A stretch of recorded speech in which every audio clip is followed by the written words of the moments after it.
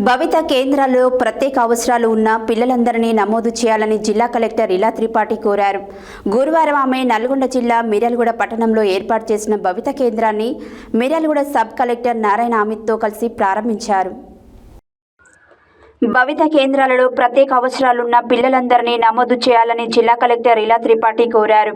గురువారం ఆమె నల్గొండ జిల్లా మిర్యాలగూడ పట్టణంలో ఏర్పాటు చేసిన భవిత కేంద్రాన్ని మిర్యాలగూడ సబ్ కలెక్టర్ నారాయణ అమిత్తో కలిసి ప్రారంభించారు.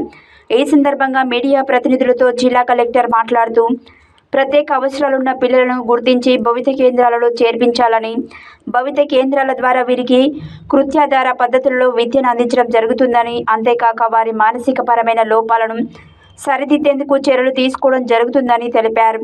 ప్రత్యేక అవసరాలున్న పిల్లలకు తదుపరి విడతలలో విద్యాశాఖ ద్వారా పెన్షన్లు ఇచ్చేందుకు ప్రభుత్వానికి ప్రతిపాదనలు పంపిస్తామని ఈ సందర్భంగా జిల్లా కలెక్టర్ తెలిపారు. మిర్యాలగూడ పట్టణంలో భవిత కేంద్రాన్ని అందంగా తీర్చిదిద్దడం పట్ల మిర్యాలగూడ సబ్ కలెక్టర్ నారాయణ అమిత్, విద్యాశాఖ అధికారులను ఆమె అభినందించారు. జిల్లా కలెక్టర్ వెంట Miryalaguda sub collector Narayana Amit, DEO Bhikshapathi, స్థానిక విద్యాశాఖ అధికారులు, ఇతర అధికారులు ఉన్నారు.